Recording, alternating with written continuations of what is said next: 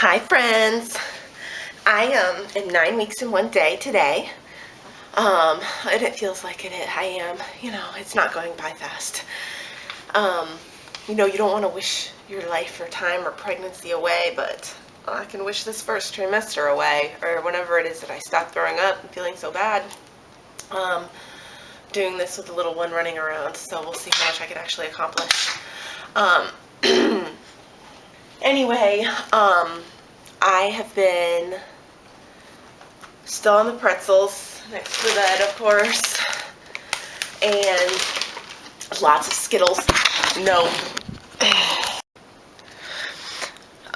So this probably isn't going to work. I'm going to have to do it on my way to my internship because I really want to get it in on 9 weeks and 1 day. But one thing I did want to show you is my pillow. Remember, I forgot I had gotten this one as like a shower present from one of my good friends. So it's a little different than the other one. It's in pieces. So here's one piece, and here's like supposed to go under your belly, which I haven't really been using that piece since I don't have a big enough belly. But this part is the part I've really been using, the long part. And then this part is supposed to go up there. It's supposed to all attach. It's kind of annoying though because it has the Velcro on it. You can hear it in the night rustling and coming apart, and it's a little annoying, and it's probably not big enough for the later part of pregnancy, but it's actually pretty perfect for the first trimester when you're not huge. So I'm going to go with that for now. My other one is way over there. See how yucky it looks? I need to buy a new one, but it's $100, so I'm going to try to get by with that one for a couple more weeks, and then set some money aside for that. As for my morning diet lately, or all-day diet, not even just morning, Skittles. I've been living on Skittles so bad, but so yummy. I'm probably the only person that actually likes candy corn. The other thing is I've gone through this much apple juice in 6 days. That's pretty crazy. I know you're supposed to have things in moderation, and apple juice I've heard is good for pregnancy, but then my husband was telling me that there's like arsenic in the apple seeds, so I should probably be careful with how much I'm drinking. So I'm going to try to switch to OJ. But remember a few weeks ago when I was throwing up from the OJ? And somehow that taste just has not been good to me since, and it even sounds gross. But I need something else like sweet in the morning that will calm my stomach down. If you guys have any ideas besides apple juice? I don't know, I was thinking about maybe lemonade, but I don't think it's sweet enough. Maybe pink lemonade? Who knows? Also, today's my internship day, so my mom should be here soon. And it is raining. I normally wear a dress, and that's really easy, and I've been wearing gym clothes the rest of the week, but I'm actually gonna have to wear some jeans since it's pouring and I don't want to get all disgusting. These are my chubby girl jeans when I'm feeling fat or bloated, and I'm going to go ahead and wear them today. Austin! I'm going to go ahead and wear them today, and I'm using the hair tie trick, so I'm going to show you that if you don't know. You just put your hair tie in and put them around here so you can leave them unbuttoned, and then you pull your maternity shirt down. Yep, 9 weeks. I'm in a maternity shirt today, but usually I'm just in the jeans or a dress or gym clothes, so haven't really been wearing my regular clothes that much anyway, just because it's uncomfortable, which is way too much for this early, but what are you gonna do? As you can see, I'm wearing my C-bands. I don't know, sometimes I think it's in my head and sometimes I think they help, but whatever, it's $10, it was worth every penny. Anyways, let me catch you guys when I'm on the road. Hi guys, so I am 9 weeks and 2 days right now. I am actually waiting at the doctor's office. I'm a little early. I meant to record this yesterday. I started but didn't finish. Some things I wanted to mention. So stomach sleeping. I am a stomach sleeper. Flat on my stomach, head down in the pillow, everything. It's starting to be a little uncomfortable. Not because I guess the bump is so big or anything like that. It's more of a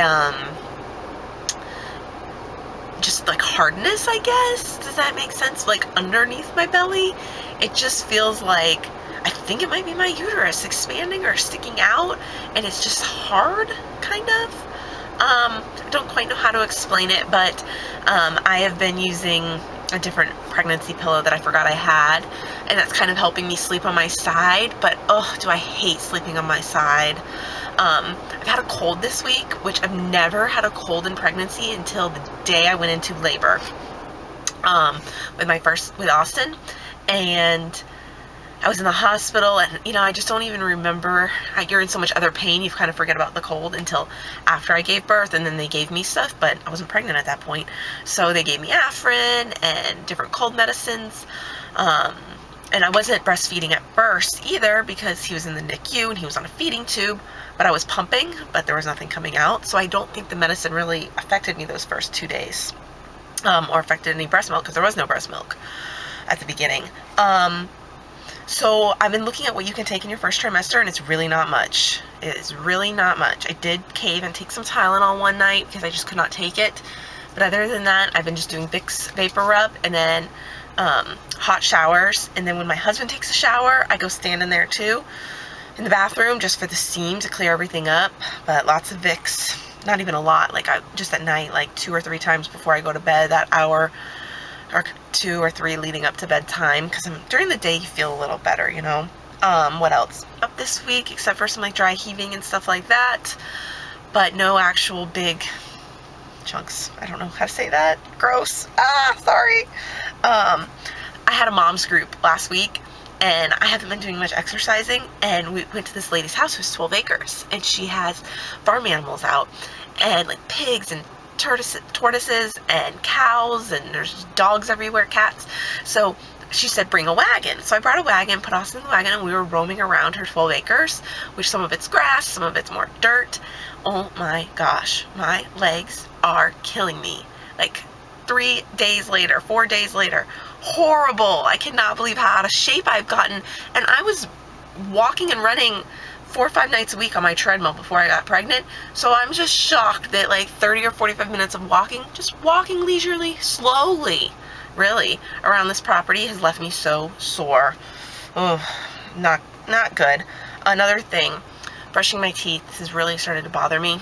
Actually, it's gonna make me sick just thinking about it. Brushing my teeth, though, I don't even know if I can talk about it. Gags me, makes me very, very sick. Sometimes I can only brush my teeth for 30 seconds, and then I'm just done. And then at noon or 1 o'clock, when I'm starting to feel better in the afternoon, usually I can brush my teeth. So I just have to go back and, make sure I'm brushing more times a day because it's so short. But what are you gonna do? Also, I think the exhaustion has finally hit. Like, I wasn't exhausted before at all. I mean, I was tired the nights that I didn't sleep, which, of course, that's totally normal.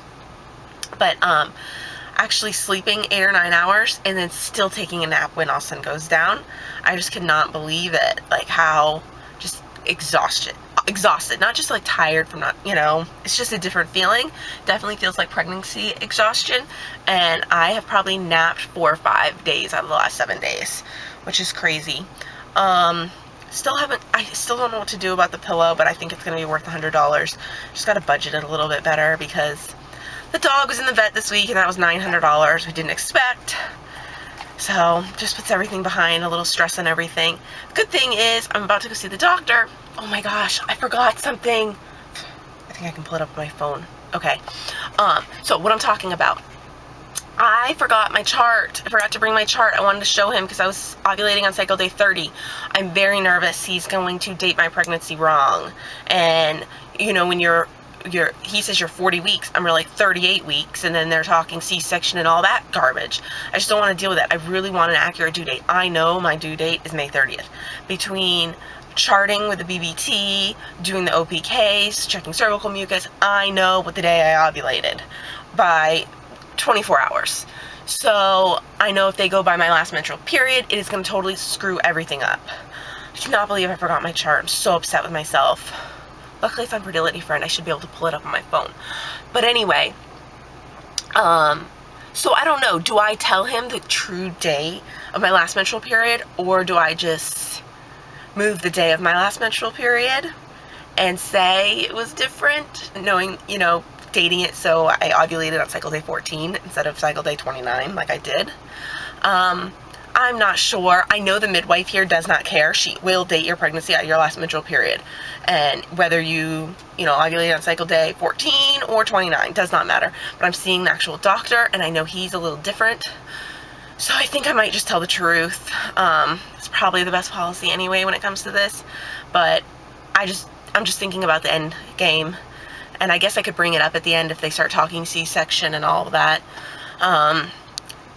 But it's just nice to have it be accurate from the beginning, especially when you know and you're tracking everything. So let's see how this goes. I'm going to go in and I will update you when I'm done. Bye. Okay, just left my first appointment.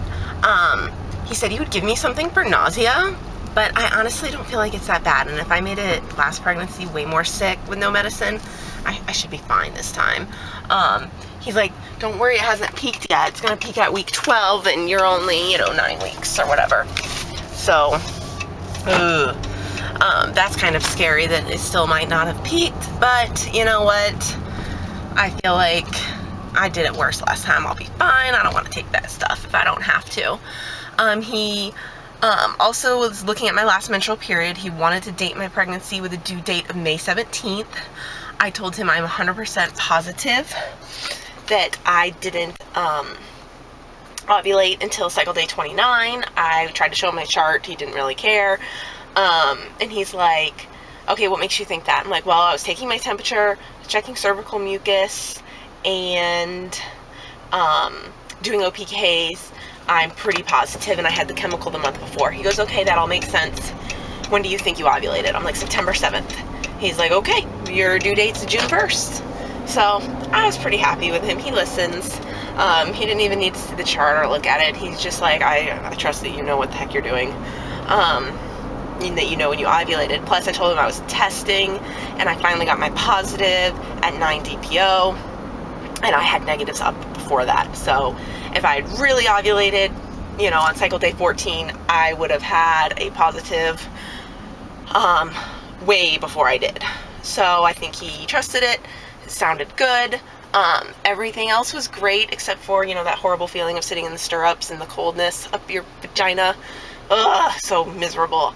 And since he's a guy doctor, he always has a female come in. So it's 2 people down there. Yay!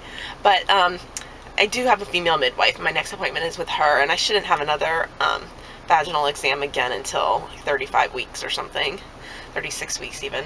So, okay. I think that's it for this week. I will see you all on week 10. Bye.